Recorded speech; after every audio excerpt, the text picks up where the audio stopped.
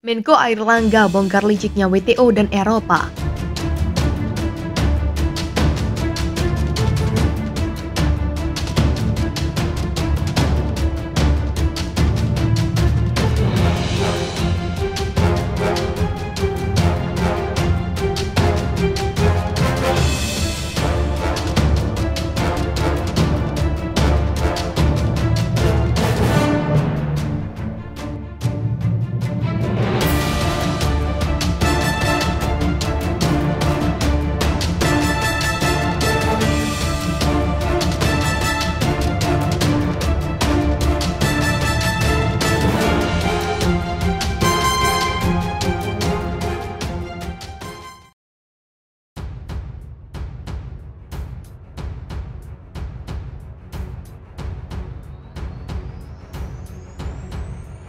Baru-baru ini Presiden Joko Widodo memerintahkan Menteri Luar Negeri Retno Marsudi untuk mengajukan banding atas kekalahan Indonesia dalam gugatan Uni Eropa di WTO terkait larangan ekspor biji nikel. Ternyata urusan Indonesia dengan EU tidak hanya sebatas itu saja.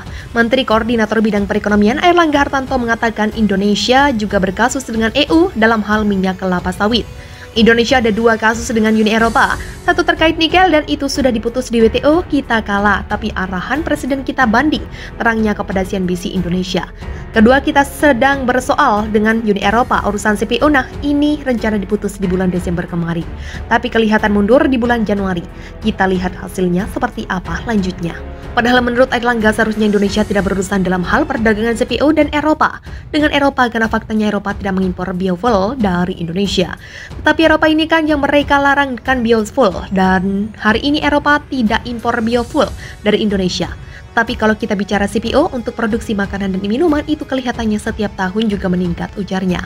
Menurut Airlangga, Eropa bermain di 2 kaki dalam urusan CPO ini. Pasalnya mereka seakan-akan tidak membutuhkan CPO Indonesia, tapi berusaha menggugahnya dalam perdagangan. Namun ketika Indonesia sempat memberlakukan pelarangan ekspor CPO, mereka justru menjerit karena ternyata mereka sebenarnya membutuhkan CPO Indonesia. Jadi mereka ada ambivalen.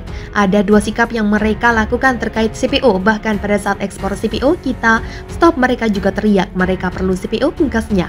Diketahui ternyata Indonesia akan mengekspor hingga 2 juta ton minyak kelapa sawit, crude palm oil atau CPO ke Eropa pada 2022. Volume ini hanya merupakan target dalam jangka pendek sehingga diperkirakan bisa meningkat tajam di tahun depan. Perhitungan sementara jangka pendek, Indonesia bisa mengirim 1,5 sampai 2 juta ton CPO per tahun ke Eropa Timur, kata Wakil Menteri Pertanian. Produk CPO Indonesia tambahnya akan banyak digunakan untuk biofuel dan kebutuhan minyak goreng di negara-negara di Eropa Timur tersebut. Rencananya Indonesia akan menggunakan pelabuhan Serbia, Montenegro sebagai pemasukan produk CPO atau turunannya ke Eropa Timur. Meski ekspor CPO Indonesia saat ini masih lebih banyak ke Cina dan India, Uni Eropa secara keseluruhan merupakan pangsa pasar yang potensial bagi ekspor CPO Indonesia.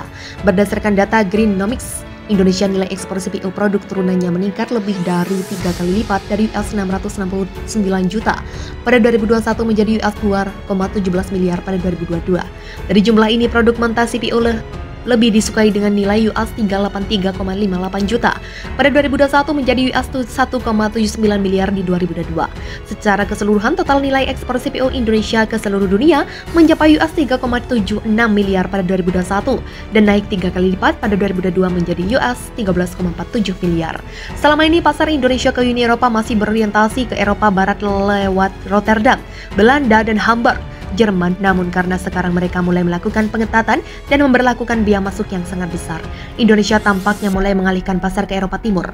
Pasar Eropa Timur juga tidak kalah dengan Eropa Barat karena mereka harus melayani 350 juta penduduk dengan pertumbuhan populasi 5%, 7% sehingga kita optimistis pertumbuhan ekspor ke sana prospektif sekali, kata Wakil Menteri Pertanian.